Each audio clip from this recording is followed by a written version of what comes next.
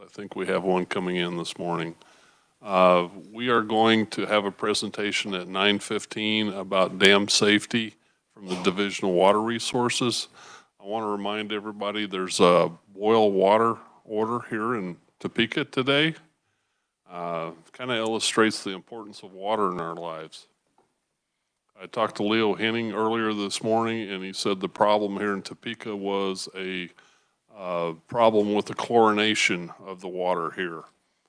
And he said that's kind of normal, happens occasionally, but please boil your water or drink bottled water.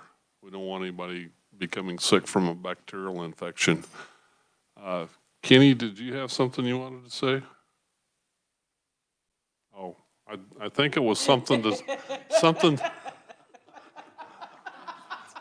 Maybe I shouldn't interpret.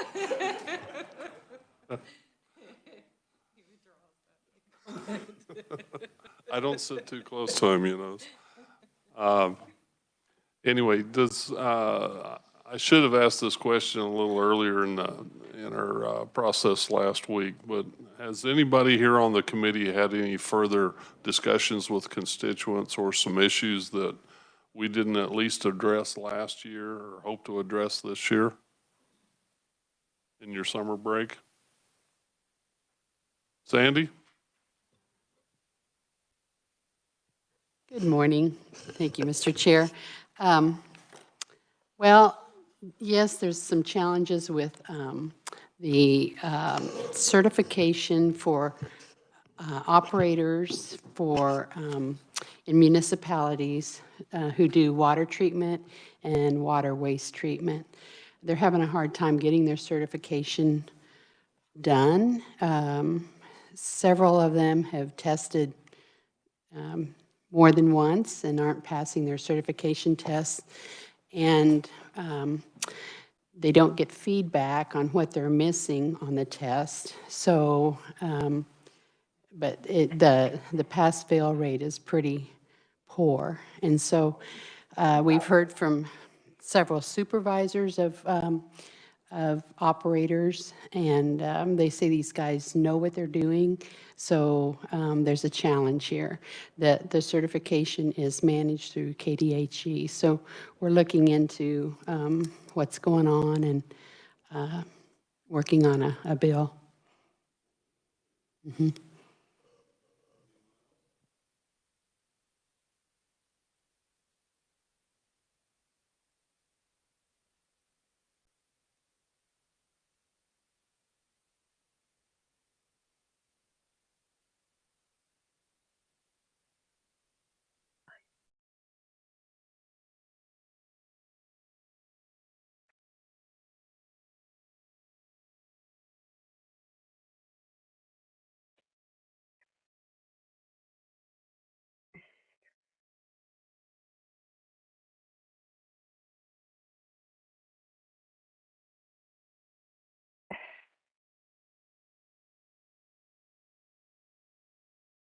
I'm sorry, turned it off.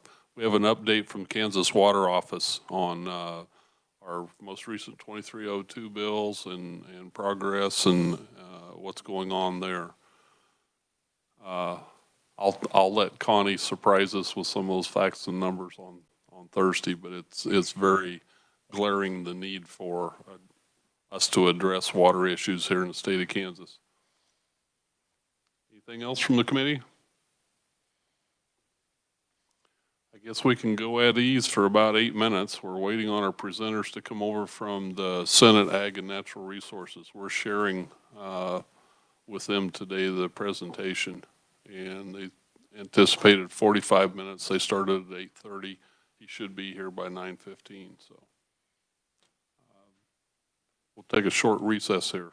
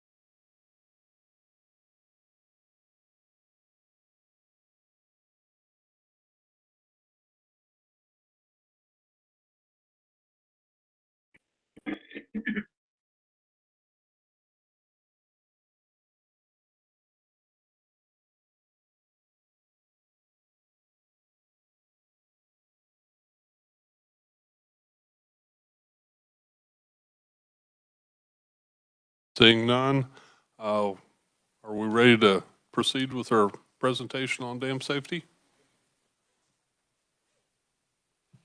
Thank you, Mr. Chairman. Again, my name is Earl Lewis. I'm the Chief Engineer of the Kansas Department of Agriculture's Division of Water Resources, and I'm just the setup man here today.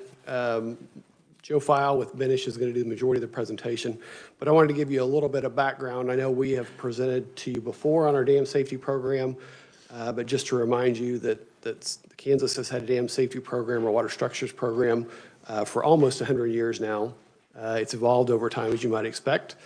And we, a couple of years ago, as we were talking about that and talking about the mega water bill that obviously didn't move forward, but the legislature appropriated $150,000 for us to hire some outside help to look at our dam safety program kind of in top to bottom and then come back with some recommendations.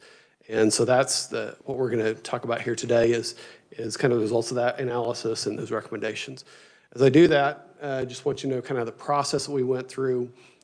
We did put together an RFP, had kind of 6 questions, had a number of entities that provided us proposals on how they would go about reviewing our dam safety program, ultimately hired a couple of those. One of those, the main one, Benish, did the majority of the work. We also provided an opportunity for folks to say in our RFP, if you think there's other questions that we need to be looking at that we have not addressed, then let us know what those questions are as well. And so we had another group that added some questions that were primarily focused on the Watershed District Act. We're not focusing on those today because they aren't legislative actions. We'll be happy to provide you the reports that were provided to us from the consultants as well. You're going to hear Joe File talk about that report quite a bit. We'll make sure you have the full report. It's about 80 or 90 pages total. So it covers a lot of area. Again, we met with the contractor at the beginning, kind of laid out what the questions were, but really said, we want you to look at this and not be guided by what we think the right things of the program should be. We want you to tell us what's right and what's wrong with the program and make recommendations. And so that's kind of what they did. We've obviously heard those recommendations, but we're going to provide those to you now if we can. So unless you got questions for me, and I'm certainly here the whole time and can answer questions whenever, but I'd like to turn that over to Joe File with Benish.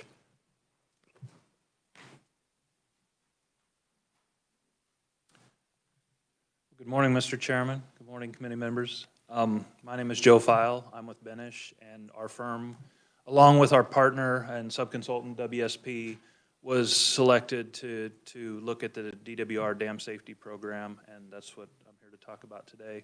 I might just talk a little bit about myself and a couple of my team members who are here in the room. I started out my career in the DWR dam safety program more than 20 years ago. I was there for 3 or 4 years. I've now been in private consulting for 19 years.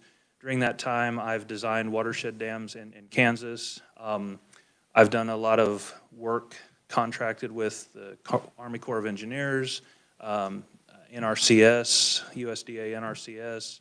And so I've done a lot of work for them on both on dams as well as levee programs that I've been involved in. So I've been a water resources engineer my entire career. Larry Sample is in the back. He's with WSP. He was a partner that we brought into our response to the RFQ that came out. Larry started out his career with NRCS, has experience with them, with dams. Since that time, he's worked with a number of state and federal agencies, the Corps of Engineers, NRCS, U.S. Fish and Wildlife, Bureau of Indian Affairs, all consulting with them nationwide on their dams. So I just think it's important that you understand a little bit of that background. And finally, Maria Neeland is back there.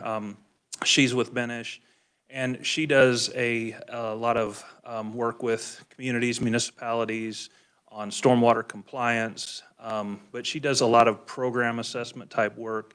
She's done a lot of program development, and so she was a key member of our team as well. She also started off her career with KDHE. So I just wanted you to have a little bit of background on kind of the different perspective that we brought to this as we did this. As Earl said, we were hired to kind of answer a series of questions that were put out in their RFQ, and we did have some discussions right at the beginning of this when we were selected and sort of refined and added some questions to this. But in general, and I did have a PowerPoint presentation. I don't know if that's something that can be brought up, and I'll keep going. But so we were asked to answer questions with respect to the dam permitting approval process. What does that look like? How does it compare to other states? The dam inspection process, assessment of risk. how is risk being integrated, risk associated with dams and dam failure being integrated in other states, and how could that better be integrated in the Kansas Dam Safety Program? Compliance and enforcement. The Watershed District Act, which we'll talk about very briefly, that's kind of a separate statute that's out there, and we'll talk just a little bit about that. And then a whole number of other programmatic challenges. We are going to focus today really on those recommendations we made that require some type of legislative action or legislative oversight. I think there's a whole host of recommendations that we made that DWR can implement or partially implement or choose to implement that they can just do. But what we wanted to focus on today were those actions that require some type of legislative change or legislative action. So our project approach, first we did extensive interviews with everybody in the dam safety program. And when we did that, I mean, we asked a lot of questions. We found out a lot of information about the inner workings of the program. From there, we did interviews with roughly 20 states. I think 17 of them are listed. We did ask some specific questions to some other states.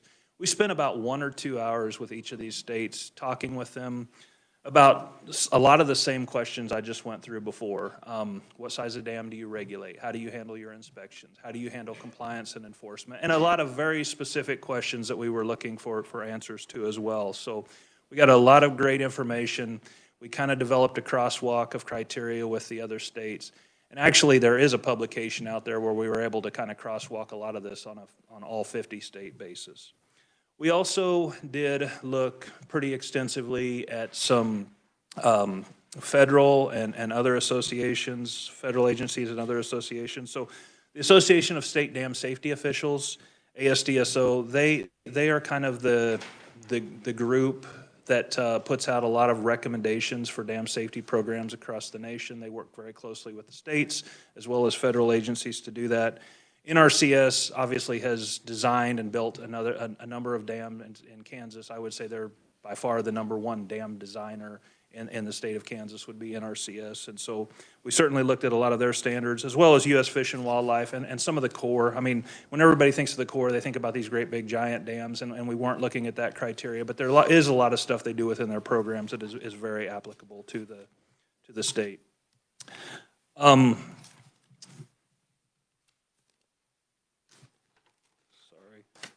We're back a couple slides.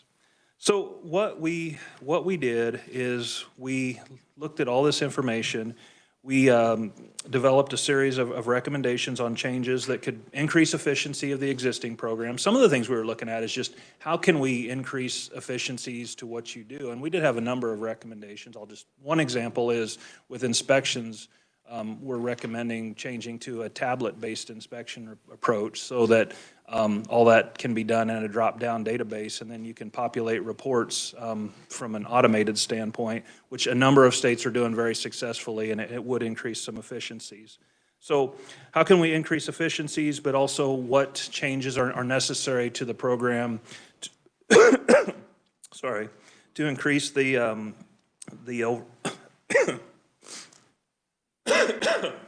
sorry about that, to increase the overall effectiveness of the program itself. We also did look at staffing. We looked at it from what is necessary to carry out what you're charged to do today, and we set that baseline. And then we looked at, for every change we recommended, we looked at a change to staffing levels, and we made that on a line item by line item basis. So we're not going to go through that today, but they were certainly able to look at that in the report. We did look at salaries, something we've talked about a lot, but not something we're here to talk about today.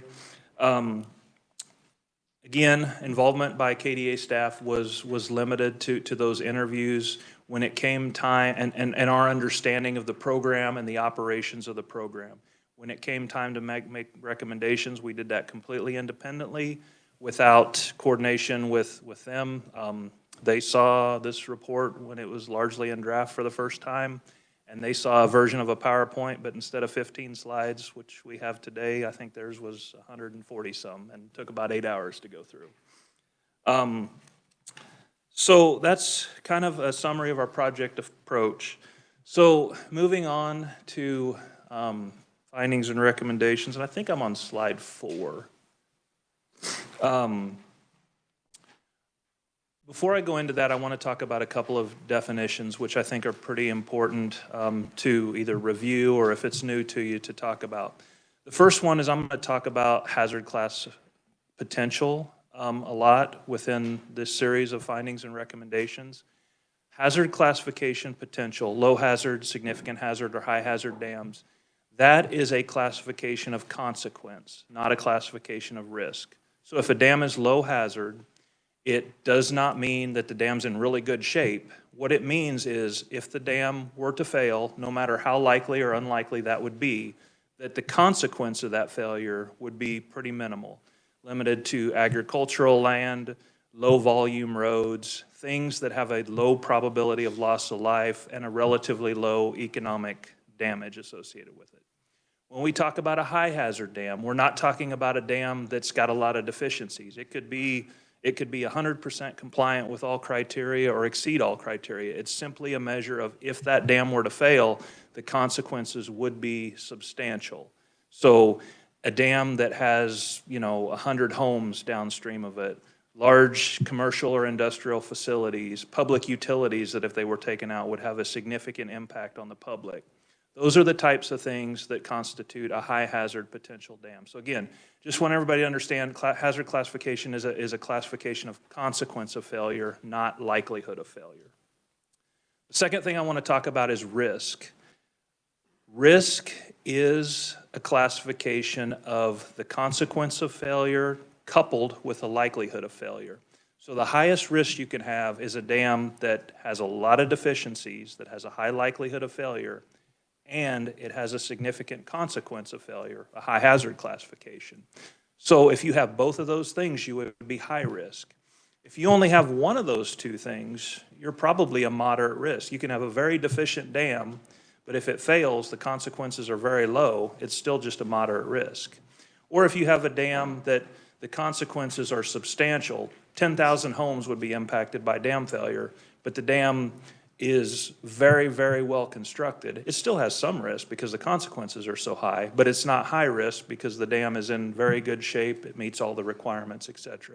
And obviously, if you got a dam that's low risk, low probability of failure, and low consequence of failure, then you've got a very low risk dam. So just as I go through, and I'm going to use the term risk and I'm going to use the term hazard class, and I just wanted to get those two definitions out there.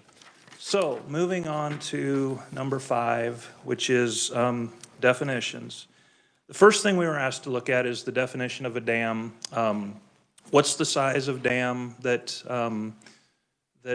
other states regulate? What is the recommended definition of a dam for regulation? So if we go to slide 5, there's a graph on the right side. And that graph, and I think it's in your handouts as well, the dark black line shows the model dam safety law. It's what ASDSO recommends that states do, and it's what states regulate. So across the bottom, that's acre feet of storage, and across the y-axis, that's the height of the dam. So basically, the model dam safety law says any dam that's over 25 feet in height and greater than 15 acre feet of storage is regulated. In addition, any dam that's greater than 6 feet in height and greater than 50 acre feet of storage, that dam is regulated. So acre feet, think about 50 acre feet, think about 5 acres of water, average depth of 10 feet deep, or 10 acres of water, average depth of 5 feet deep. I mean, so if you think about, 10 acres of water, 5 feet deep, that's 50 acre feet. So again, that's what the model law says. The blue dashed line, that shows what Kansas currently regulates under state statute. It's almost identical to the model law. You see, the only thing you see is at the very left side, you see that blue line go straight into the y-axis instead of turn and go up. Kansas regulates any dam over 25 feet in height regardless of storage. But I would say that it's a nuance that's not even worth thinking about, because in our flat terrain or topography in Kansas, if you've got a dam 25 feet in height, it's almost impossible to not have at least 15 acre feet of storage. So it's almost irrelevant. So in that sense, There are a couple of other nuances that are a little bit different, how Kansas defines height versus the dam model law, but for all practical purposes, the definitions are the same, and we think that's a good definition. The next slide I'm going to show you in a little bit is going to show you that 84% of states follow the dam safety law or are more restrictive. But about 10 years ago, there was a change that was introduced to the law, and I'm going to refer to it as an exemption. It's really not, but I just don't know a good word to refer to it as. Any dam that's low hazard classification potential, impounds less than 125 acre feet, and is less than 30 feet in height. So less than 30 feet in height, less than a volume of 125 acre feet. It's that big gray area in that graph. If it's low hazard potential, then it's not required to get prior approval from the chief engineer to construct it. While it's not an exemption, because it doesn't appear to exempt it, since the chief engineer doesn't have approval to review it and approve it, and really doesn't have any authority to suggest changes, functionally, it's acting as an exemption right now. And what's happening is that there are a lot of dams being constructed out there that they're just building them right under that threshold. And they've even cut the engineering community out of it, so they're really not being designed in a lot of cases. They're just going out and they're pushing up a lot of dams of this size, which if you think about it, 125 acre feet, 12.5 acres of water 10 feet deep, that's a pretty significant volume. And I will say that there are a number of dam failures that have occurred and resulted in loss of life that are at volumes of that or less, and there's a lot of examples of that across the nation. Not in Kansas, but across the nation. So it's a pretty significant exemption. There is a registration process for these dams. It's been kind of a source of frustration for DWR staff, because what will happen is they'll get a little bit of information in to register the dam. They really don't have the ability to go request more information, but they don't have enough to say for sure whether it's really less than 125 acre feet. So they spend a lot of time going through and developing a lot of engineering parameters themselves.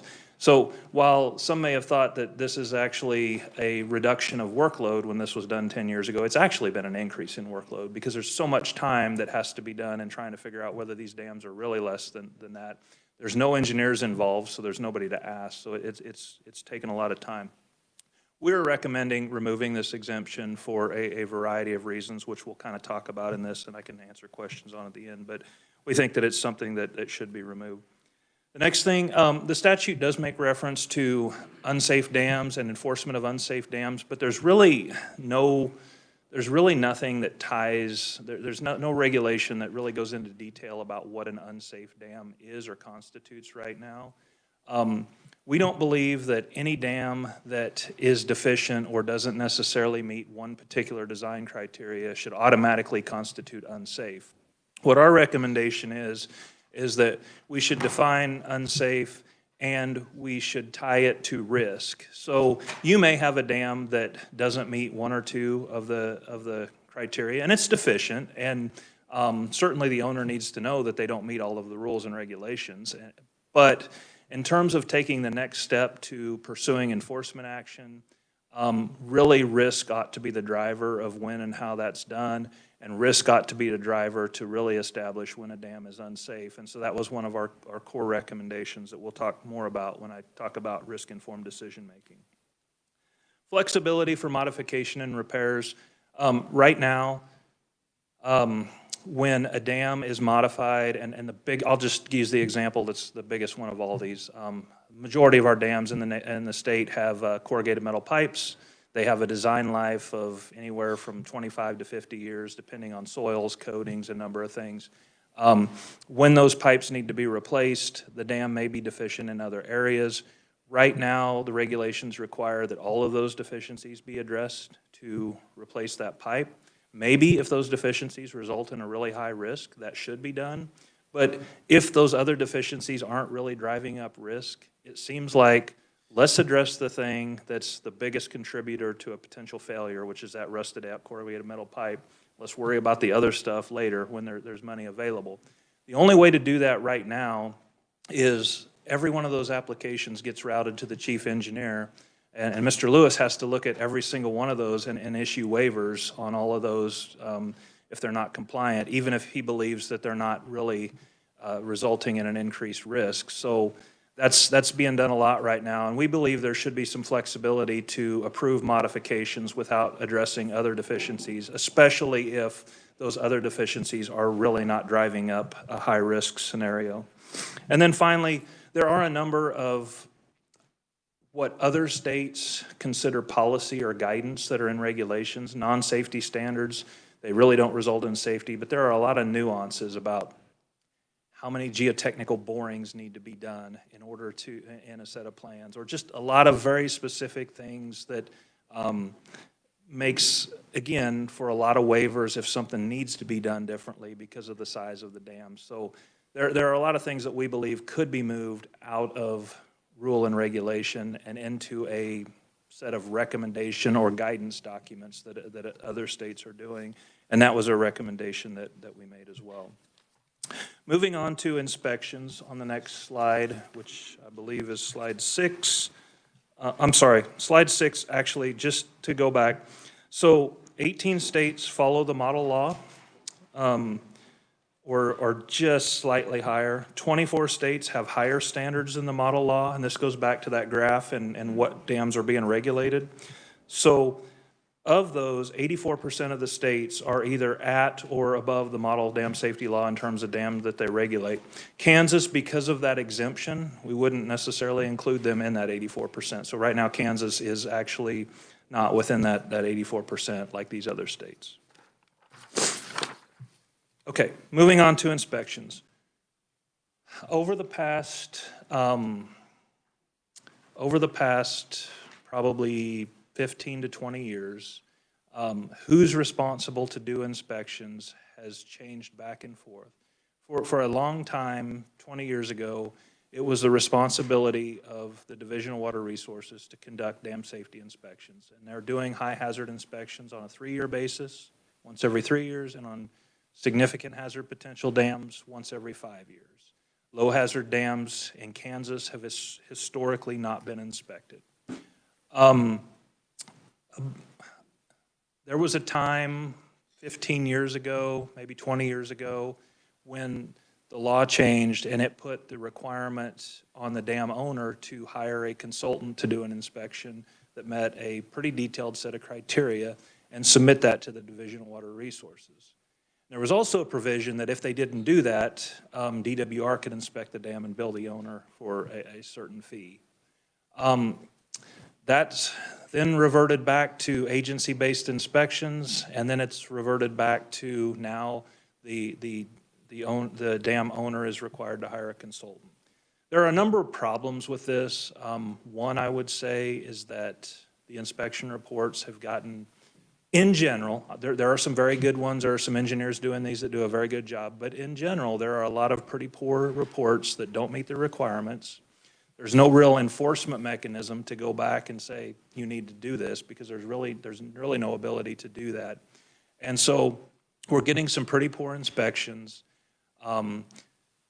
There are a few engineers out there that try to do this at pretty low fees and don't really meet all the criteria, or just take the last report and basically copy, paste into it.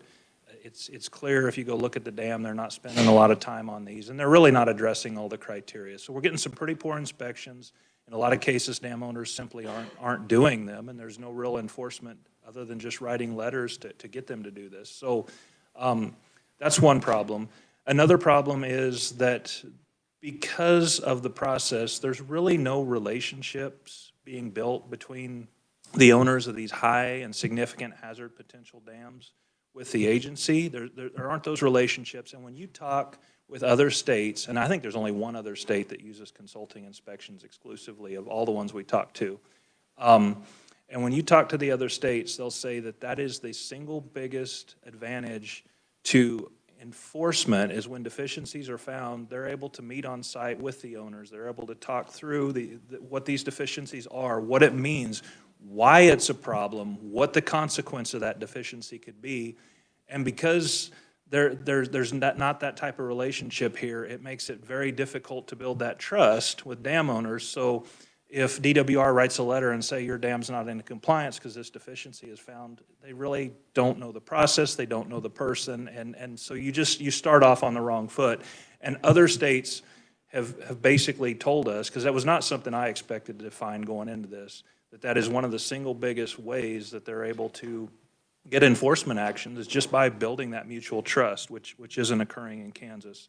There are also some additional reasons, but basically what we're recommending is to pull those inspections back in-house, and we'll talk about fees in just a minute. Next is routine versus comprehensive inspections. The industry is moving towards this. The Corps of Engineers did this years ago with levees, and now the dam safety community is really moving toward this as well. What this basically means is the level of detail. It means that basically the level of detail that's been being done now, if we move to this routine and comprehensive inspection, the routine inspections would be a slightly less level of detail in terms of reporting. I mean, you're still going to get the same dam inspection, where the comprehensive inspection would look at everything, but on a less frequent basis. ASDSO is, of course, they recommend high hazard inspections be done annually, significant hazard inspections once every 3 years, and low hazard dams once every 5 years. We are recommending that we stick with that 3-year and 5-year frequency at this time, just because it's difficult to get it done right now. And there's not a lot of changes in the majority of these dams that are occurring. If a dam is unsafe or high risk, unsafe, same thing, then we recommend that at that point we go to an annual inspection on those dams only. But the others, we believe the 3 and 5 year is sufficient. In addition to that, we're recommending that low hazard dams be inspected once every 10 years. The vast majority of states are doing low hazard dam inspections. Kansas is not currently. The biggest problem with that, you think, I just said low hazard dam means if it fails, it's a very low potential consequence. Okay, that's great, but the biggest problem is a lot of these low hazard dams that are constructed, especially in communities that are growing. Think of those communities that have, I've called it urban sprawl before. You get these dams that might have been built 20, 30 years ago, 40 years ago, permitted as low hazard dams. Now there are developments that have gone in down below them, but there's no mechanism to even go out and check for that right now. So at least if we're looking at these dams on a 10-year cycle, we can at least look at the condition of the dam, do a quick risk assessment, and we can evaluate the downstream consequence potential or the hazard classification. And then, you know, if something has changed there, those are the ones that we really need to know about and really need to focus on. So that's why we're making that recommendation. As part of that, not necessarily a majority, but a number of states do have a 4th hazard classification, which is very low or minimal, and they don't do inspections on those. Those would be those types of dams where, because of geography or some other factor, there really couldn't be any development below them that would ever change that hazard classification. It might be that you have a single property owner, think of an agricultural setting, that owns the property between the dam and some large receiving stream. Think about Soldier Creek or something even bigger like the Kansas River, where if that dam fails, once it gets into the Kansas River, it's really never going to impact any infrastructure. So there is the potential to recategorize some low hazard dams when an inspection done as a minimal hazard class, and then there is the potential to remove the inspection requirement for those subsets. And like I say, it's not a majority of states that are doing that, but there are a number that are doing that with some success. And it is a way to eliminate some group of dams. And then finally, right now there's no process to go look for dams that were simply just built illegally. It's only if somebody calls with a complaint. So we're recommending a desktop screening process be implemented. A lot of states are doing this. It can be done fairly cost effectively. It can be done primarily through GIS and remote sensing.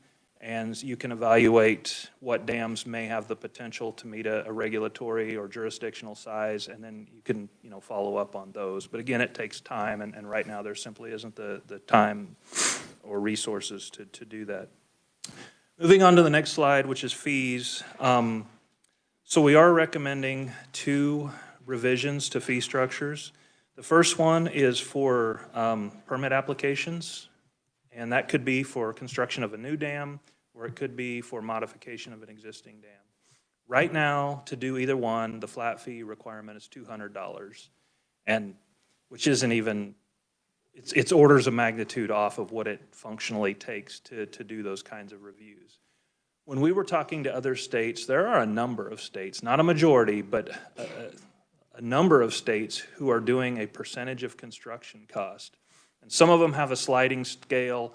When the fee gets over a certain amount, it goes from 3% to 1%, and then when it gets over a certain amount, it goes for 0.5%. Several states have a process where you make an estimate of construction costs at the beginning, and then at the end of the process, there's an affidavit that goes in, and there's a true-up where either more money is paid or some money would have to be refunded.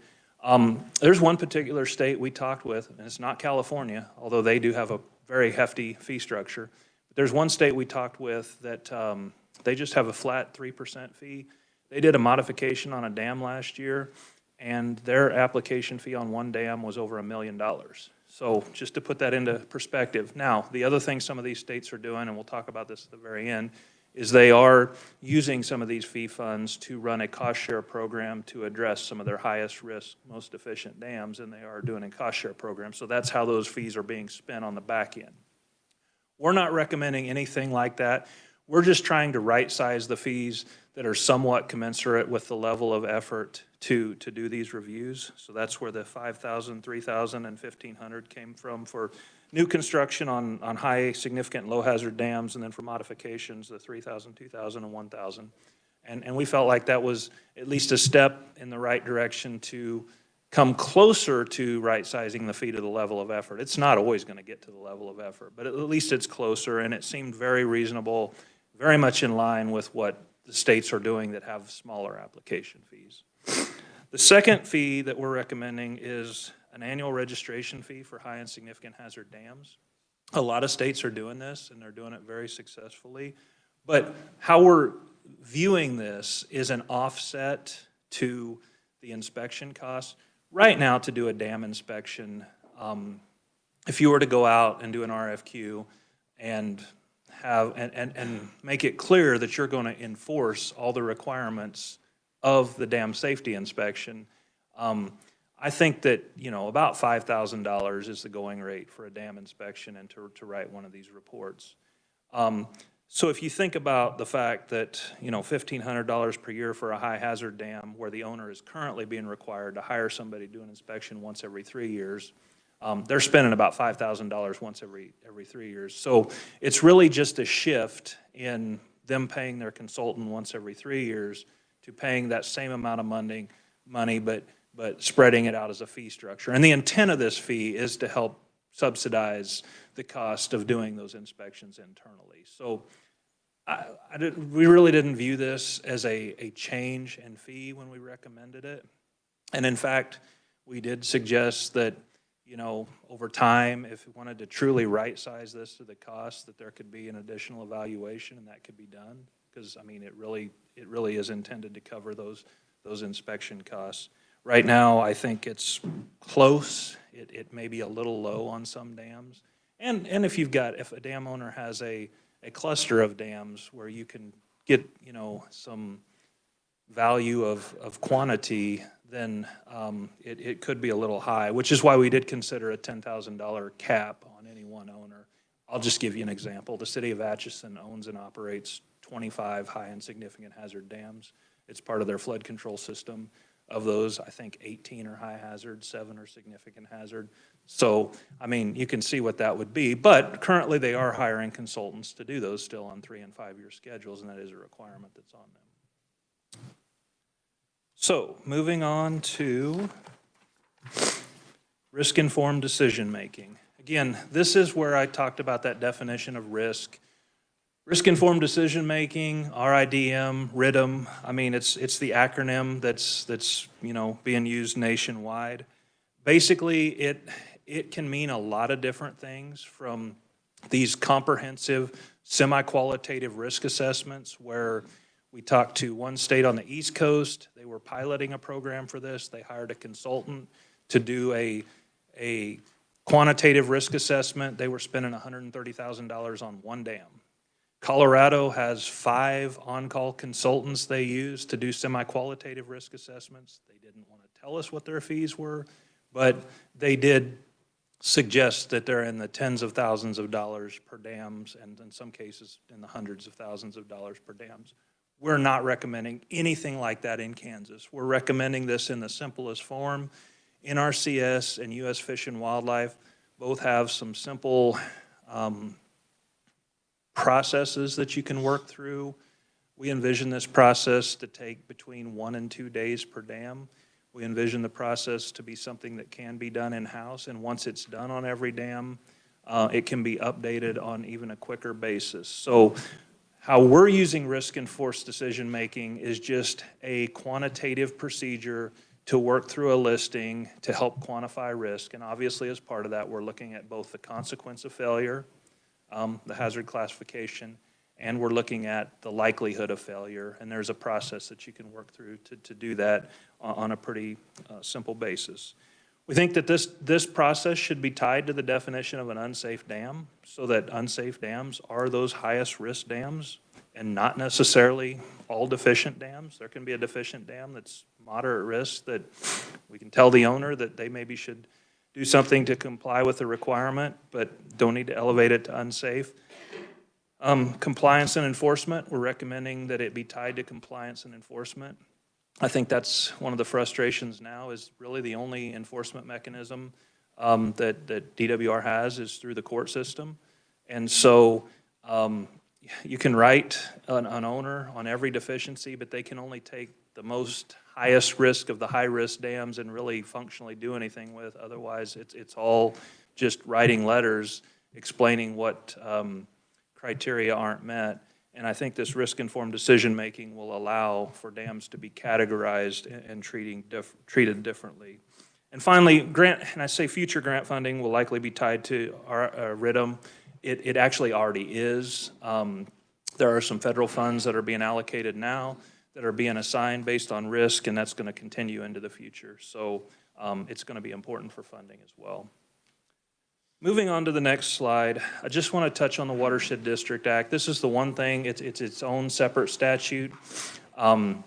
This is the statute that gives the authority for a watershed district or watershed joint district to organize and construct flood control type features within their district.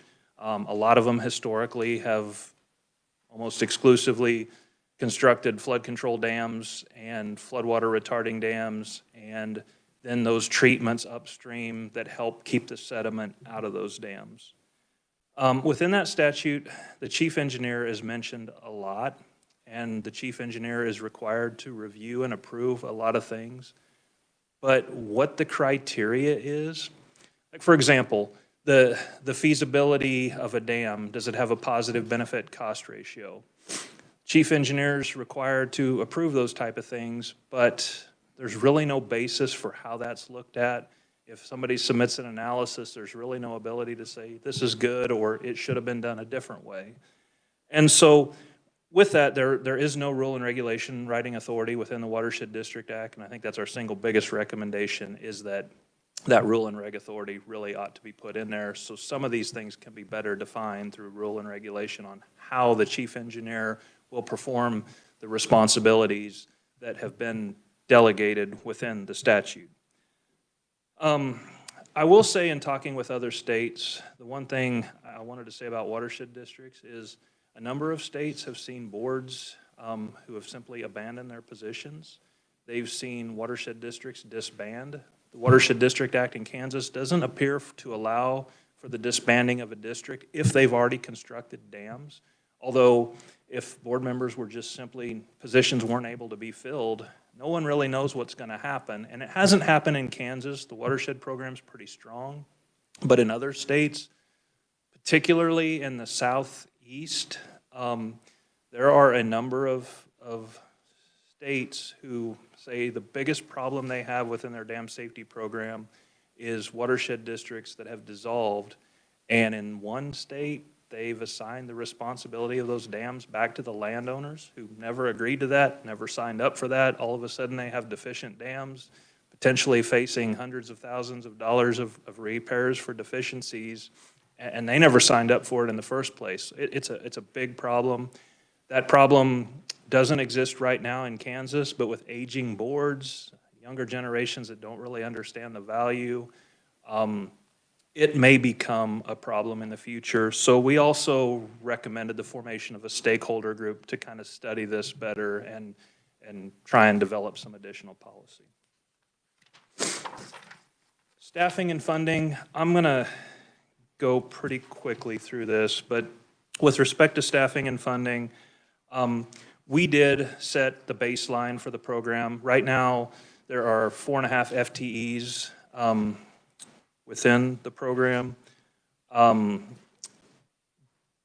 that are filled, or maybe it's four FTEs in the program that are filled.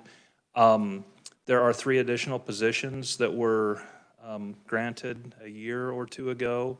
Those positions haven't been filled because the funding associated with those wasn't sufficient to attract any candidates for the positions.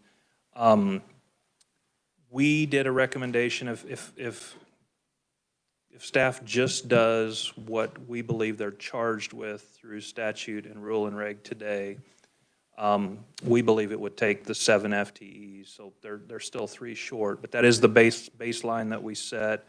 And actually, we didn't really know. Terry Medley had done this analysis independently, and we didn't know till we were basically presenting this report that we came up with the same numbers. So maybe there's some validation there. We did go line item by line item for every recommendation that we made. So if every single recommendation that we made were implemented, then we estimate the number of FTEs required to run the program would go to 16.2, or functionally 16 FTEs. I don't expect that every single recommendation that we made will be implemented. So it is line item by line item. For example, if DWR takes back dam safety inspection, there was an addition, I think it's 2.8, something like that, FTEs that would be required in order to do that. However, then if DWR goes with our recommendation of going to tablet-based inspections, there was a reduction associated with that in FTEs. So we did have adds and we did have subtractions associated with some efficiencies that we recommended as well, and that's all contained within the report. Compliance and enforcement. One of our FTEs is for an attorney. We'll point out that historically, the dam safety program has not needed a full-time attorney, but if get to the point where we're trying to address some of these deficiencies, at least for a while, we believe that that would need to be the case. With respect to compliance and enforcement, we are recommending civil penalties. I would say the majority of states that we talk to have some sort of civil penalty. A lot of them will say it's not the be-all, end-all of enforcement. It's a tool in the toolbox. It helps, and it allows us to do things. But just as importantly are those relationships that we build that, like I described before, aren't being built. And the other thing, at least, that's not fair. I think that people in the program work very hard to build those relationships, but when they can't be out there on the dams and can't be walking side by side with the dam owners, it's just very difficult to do that. So they try very hard, but it's just not the same as if they were spending the time out there with the dam owners, getting to know each other face to face instead of on a phone call. So that is just as important, other states will point out. And then finally, and we make this as a future consideration, not a current recommendation, but the ones that claim to have the most success, and maybe roughly a third of the states we talk to have some type of fee fund where they're able to cost share. So those dams that are the highest risk, that need to be repaired. There is some type of cost share funding. A lot of programs, not all, but a lot of them are funding those cost shares through the fee structure. And again, I talked about a percentage, which is not what we're recommending today. So that's a future consideration, is that funding mechanism. But we think that all these things are important to address those higher risk dams. And, you know, civil penalties are a step in the right direction, as it does give another tool that currently isn't available. Future considerations is the last slide. On this, I really just talked about that dam safety repair fund. I don't know that there's anything else to say. We do recommend another one of these audits in 5 to 10 years. I think it was probably pretty beneficial for the program. I think as part of that, the next one would kind of talk about what of the previous recommendations were and weren't implemented. Need to look at this minimal hazard classification, and should inspections be conducted? Are they okay cutting those out? Right now, a lot of our recommendations did not align with ASDSO. Again, I said ASDSO high hazard dams every year. We recommended 3 years. Significant hazard, they're 3, we're 5. Low hazard, they're 5, we're 10. There are a number of things like that where we did something less than ASDSO. Believe we're right sizing it to Kansas. Some of those standards probably aren't ever going to be necessary. Others of them, we felt like it was a step in the right direction, and it was maybe just too much to recommend something farther. So we may have stopped short of that. But so it's another, that'll be, you know, part of the next step is to look at, do we have it right sized? Do we need to move somewhere in a different direction? And then maybe by that time there'll be some better data on if the fees need to be adjusted even more. If the goal is to actually use fees to fund some of those activities, because they're probably not sufficient yet to pay for all those activities in themselves, but they are a step in that direction. So with that, I'm going to open it up for questions.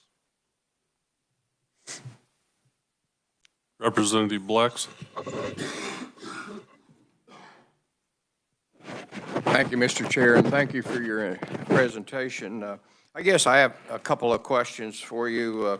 Right now, let's assume that we have a low hazard dam inspection at once every 10 years, and I certainly support the inspection. I certainly support the relationship with the dam owner. I mean, no pun intended there, but basically, what happens if the criteria is such to create a high hazard or a significant hazard dam based solely on what goes on downstream? Let's assume we have an old dilapidated farmhouse when the dam was built 20 years ago, and in this 10-year inspection you come along and all of a sudden now there's 4 $650,000 homes below that. Would that change the hazard rating issue? Yeah, it would change the hazard classification potential because it would change the consequence of failure. So as a biologist, I'm just as good as an engineer designing a dam. When everything is out of your control, you can do the best job designing the dam. It can be totally safe, and yet what goes on below the dam, beyond your control, sets the hazard for all these high fees for, say, landowners, watershed districts. I think that's kind of a tough pill to swallow, and I've had complaints from watershed district people on some of these issues of things that are out of their control with a completely safe dam, and yet because of a change in landscape below the dam, then all of a sudden we're targeting these high fees. So several comments to your question. First of all, with respect to these fees, honestly, that's probably not the biggest concern. The biggest concern is design criteria is also tied to hazard classification. So if a dam goes to high hazard, then it's not going to be compliant. And the risk of failure of a low hazard dam inherently is higher than the risk of failure of a high hazard dam because the low hazard dams aren't built to the same standard. So the risk is going to be higher because the likelihood of failure of a low hazard dam simply is higher than the likelihood of failure of a high hazard dam because of all the additional design criteria. And upgrading that dam to meet high hazard criteria dam is going to be substantially more than what the fees are going to impact them. So it's a very big concern. One of the questions that DWR asked us to look at as part of this, and we asked every single state how they dealt with this, and every single time, with one exception, we got that same kind of blank, well, it's a problem, we try to deal with it the best we can. We didn't get a good answer. Now, there are a few states that require every dam to be designed as high hazard class, which means that your upfront expense is substantially more, but it means that if somebody builds the dam, the property sells, you got a new dam owner, had no idea what they were buying, you've also got downstream development, 40 years later, a new dam owner and new downstream development, and this person's coupled with all these fees they never had any idea about. It does solve the problem for them, but the upfront investment is larger, but there are a number of states that are doing it. One state requires signature of an affidavit by the dam owner that be filed with the Register of Deeds, that if they choose to design to something lower than a high hazard dam, then that get filed with the Register of Deeds, and at least there's an acknowledgement to future buyers that they are buying something that has the potential to increase in risk. I mentioned one exception because this is a question that DWR asked us to look into, and we actually added Virginia to the list because we were told by another state that Virginia had something that we'd be interested in talking about. They do have a statute on the books that basically says that if development occurs downstream of a dam and that development increases the hazard classification of a dam, that the developer be required to pay 50% of the costs associated with the upgrading of the dam. When you ask them about how that's working, I think it's a mixed bag. Sometimes they say it works pretty well, but that statute does have a nuance in it that says that it's the developer who actually gets to decide how the dam complies with those criteria, which takes some of the control out of the dam owner's hand if they want to do that. If you got a dam that's got to meet a certain hydrologic criteria, you can get there different ways. You can widen the spillway, you can raise the dam, you can do a combination of both. There may be other things you can do. Some of that control goes to the downstream developer rather than the dam owner, and so you get into some arguments there. They said it's a mixed bag. Sometimes it works good. It does put some of that onus on the developer, maybe gives them some incentive to move out of the dam inundation area.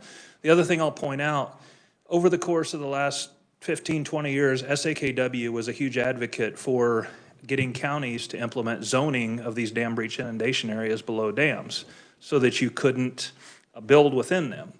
Now, FEMA has a program, a floodplain map, but the difference is FEMA doesn't have a prohibition on development. They have a series of criteria you have to meet. You have to elevate above. You can't cause a rise on your neighbor. If you do, you have to do this, but it's not a prohibition, so they've always gotten around this taking argument. In the case of the watershed districts, slowly but surely, as the counties adopted these, somebody came forward and claimed taking. And my understanding is that in most cases, the counties just threw up their hands and said, we're not fighting this fight, we're done, and they've taken it back off the books. Other states have tried this and found the same thing. So that's a very long answer to you're identifying something that is a significant problem. What I will say, though, is if these dams are higher risk, and if the person who bought the home downstream really has no idea about the dam upstream either, because they may not have known about the risk that the dam poses to their house any more than the dam owner knew that they could be charged some fee for the dam. I still think that we need to know about this and it needs to be addressed. Whether, there's all kinds of things that could be discussed. Is that where some type of fund to help rehabilitate some of these dams, should those people be given priority through some type of fund? There's a lot of ways to tackle it. It's a legitimate concern. It's a very real concern. And when we went back to DWR, we said, we really don't have any good answers. Here's what Virginia does. In some cases it works, in some cases it doesn't. Everybody's having the same problem with zoning dam breach inundation areas, and we didn't find any other good solutions. I'll have a short question. Maybe you can get a short answer here. Will the additional fees you're planning on generating, will that totally fund the 16.5 or 0.2 FTEs or not? Absolutely. Okay. Absolutely not. And it wasn't, they weren't really set with that intent at all, so they wouldn't come close to Okay, that. thank you, Mr. Chair. Representative Titus. Thank you, Mr. Chairman. Along two quick ones, along the fees, do you have a ballpark of what, based on like last year's numbers, the new income to the state would be with the new fee structure? Off the top of my head, I can't answer that, but I mean, we can do that math and certainly get back to you and answer that question. Yeah, we can, it can be provided. Other question was, why the recommendation to define unsafe dam in statute rather than regulation?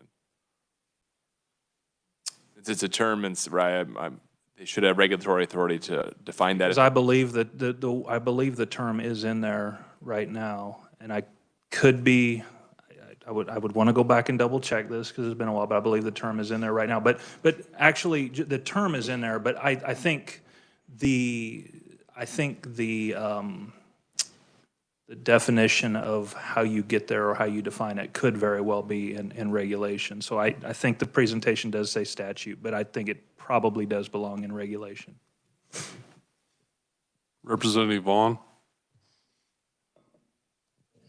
Thank you, Mr. Chair. I had a question about the recommendation for civil penalties. Are you recommending like a fine structure? If so, what would that look like? Or what kind of civil penalties would fall under that umbrella? So, yes, it would be some ability to have a fining structure. We did not go into detail on what that should look like. Certainly, it should be something sufficient enough that it makes someone consider compliance. But at the same time, one of the problems with civil penalties can be, and other states have pointed this out, is if they're too high, you're just simply taking money from a dam owner who really everybody would like, in a perfect world, for those funds to be spent to address the safety of the dam and for no other reason. So we didn't go make a specific recommendation on that. I think that we kind of left that for the agency to do some research as to what that should be and what that should look like. And I think they have some other civil penalty in some other areas within the agency themselves. So we didn't take it that far, but we did kind of put some parameters on it within our discussions that, you know, it should be something meaningful that, you know, maybe advances people's consideration to do something. At the same time, it shouldn't be something so substantial that it takes away from their ability to spend the money on their dam. And I will point out, and this is not necessarily a recommendation because it's getting outside of my area of expertise onto what would be correct, but there are some other states that have the ability, with the discretion of maybe the agency head, which could be the Secretary of Agriculture, could be the chief engineer, to essentially give those fees back if the dam owner then decides to make some adjustments. So it's not intended to be a revenue generating function at all. It's just intended to be an enforcement action. And maybe those fines could go into some sort of cost share program to then address some of the high hazard. Absolutely, and there are some states that are doing that. Okay, thank you. Representative Fairchild. Thank you, Mr. Chairman. You mentioned there's currently an exemption for the small dams, and the small dams aren't required to be inspected, but you're looking to change that to inspect all the dams, including the small ones. Is that correct? There's currently no size distinction for inspection. Currently, high hazard classification potential and significant hazard classification potential require the owners to hire an engineer to do the inspection, and we're recommending bringing that into the agency. And then with low hazard potential dams, right now there is no mechanism. Well, the mechanism's there, I suppose. It's just that historically, DWR has not inspected low hazard dams, and so we're recommending doing that on a 10-year basis, primarily to find those higher risk dams that we talked about. It's not necessarily to go out and worry extensively about every low hazard dam, but just get an overall assessment of the condition and risk of those dams on a 10-year basis. But it's not size driven, it's hazard classification potential driven. With all these changes that you're asking for, are most of these changes things that you're going to try to do through rules and regulations, or are you looking to pass new legislation to make these changes? Well, I would probably let Mr. Lewis come back up and address what was in the bill. But I think a lot of the other stuff could be addressed through rules and regulations. And there are a lot of things, not necessarily that, but there are a lot of recommendations we had that simply can be done just as a policy or procedural change. Again, for example, shifting towards a tablet-based inspection is something that I think the agency can just do and would gain some efficiency. So there are a number of recommendations like that are just procedural changes, but some of them would no doubt be regulatory, and there are a few that are no doubt statutory. Representative Pickert. Thank you, Mr. Chair. How many dams do we have in Kansas? So this is a very, very rough number, but it'll give you an order of magnitude. Dams that meet the model dam safety law or meet the definition, but I'm not talking about that exemption, about roughly 6,000, a little bit more than 6,000. If you talk about the number of dams that are above that exemption we talked about, then it's roughly about 2,500. Those would be high and significant hazard potential dams plus low hazard potential dams that are either greater than 30 feet in height or greater than 125 acre feet of storage. And there's roughly, like I say, 2,500 of those. Joe, who's responsible for inspecting the federal reservoirs here in Kansas? The owner of the federal reservoir typically. So if it's the Corps of Engineers, it's the Corps of Engineers. If it's the Bureau of Reclamation, it's the Bureau of Reclamation, do those inspections. Okay. And as we pay down the debt that the state has for a pool within that reservoir, we don't absorb some of that inspection or remediation costs, do we?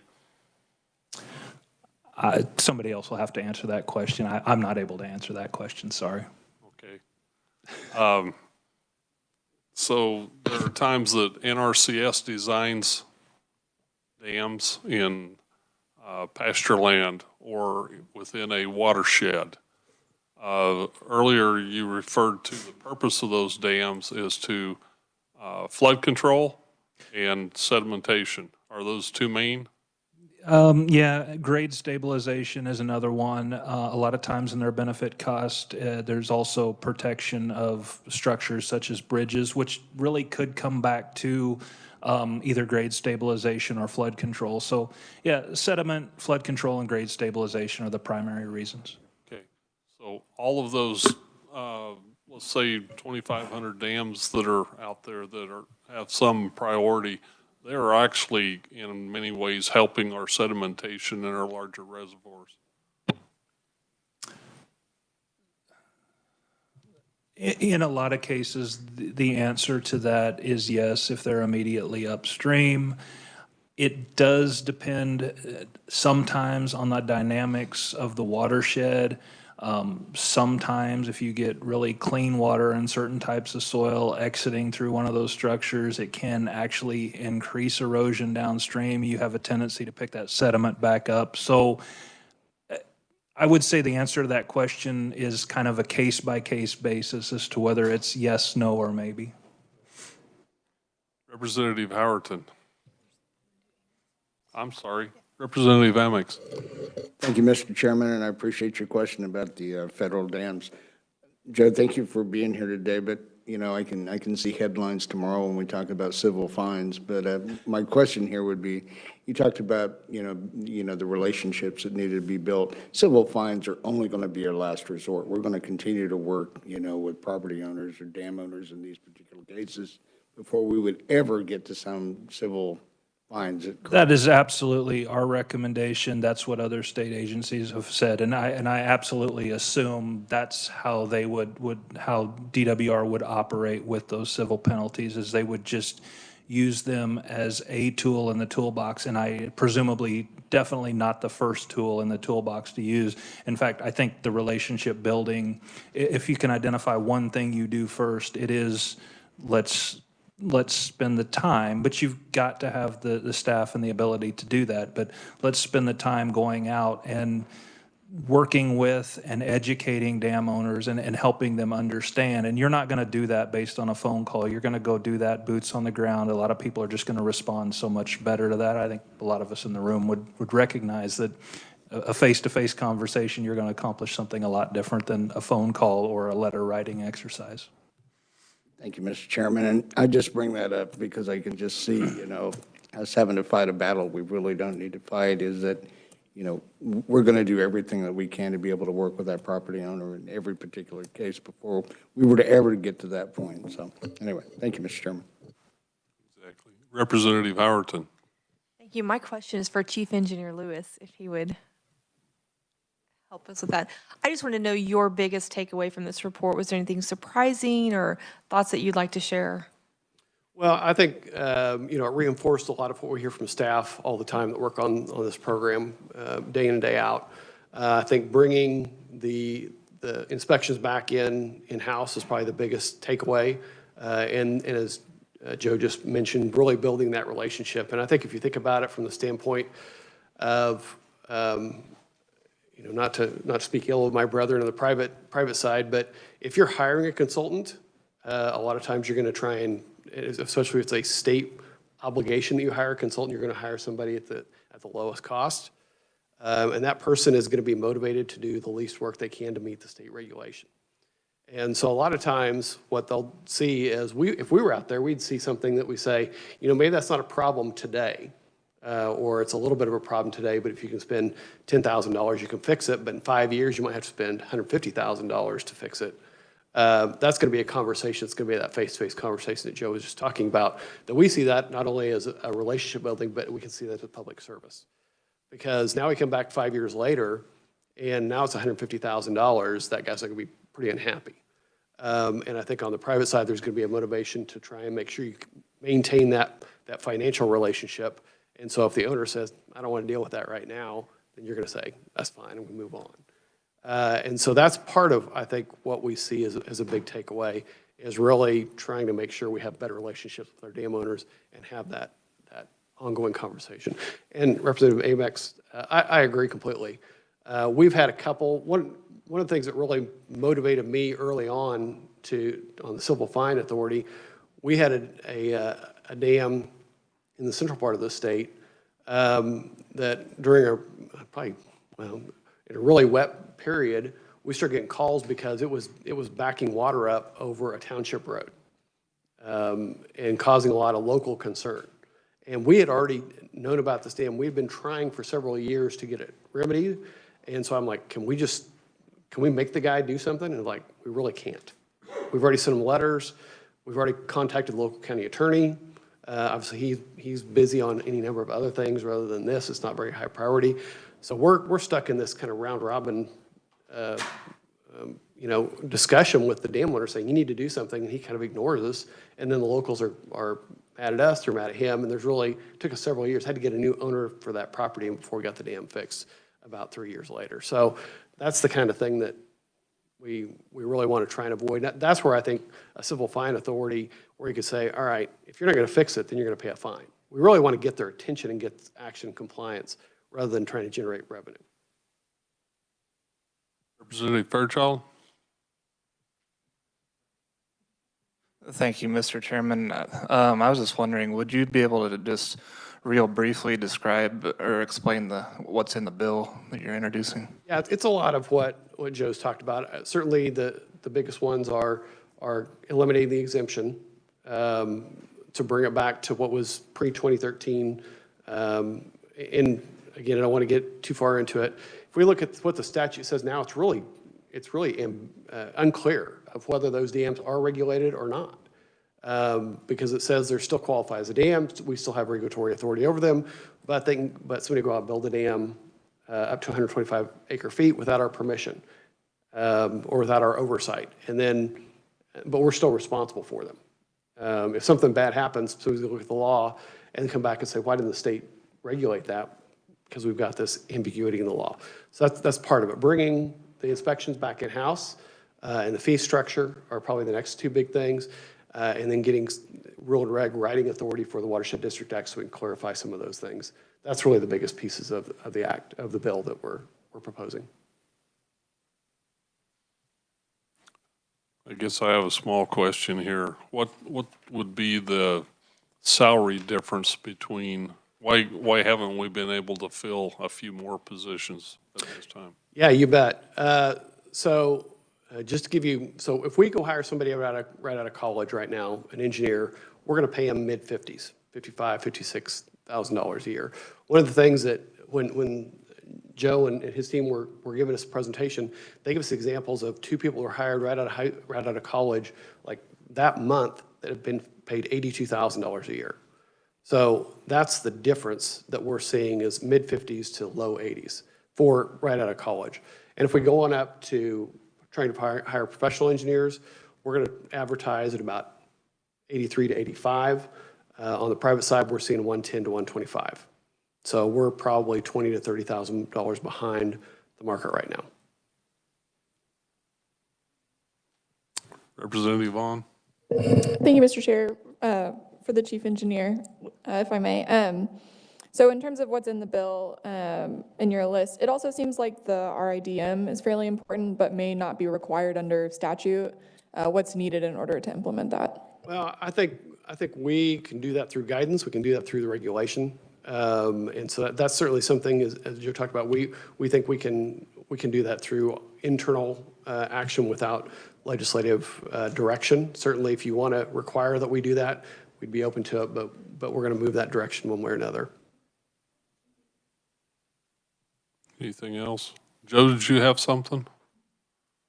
On salaries, I was only going to add to Chief Engineer's comment that one of the other discrepancies that we found, and frankly it existed in a lot of states and surprised me, is there was a discrepancy between DOT engineering salaries and other agency salaries. I think that has in part been addressed already, so I'm not sure it's much of an issue anymore, but I mean, even competing with other state agencies was problematic for a while, and I believe that some of that has been adjusted, so I was just going to point that out as well. Okay, any further questions? Seeing none, we are adjourned. Thursday, we have a presentation from Kansas Water Office. And Connie, do you know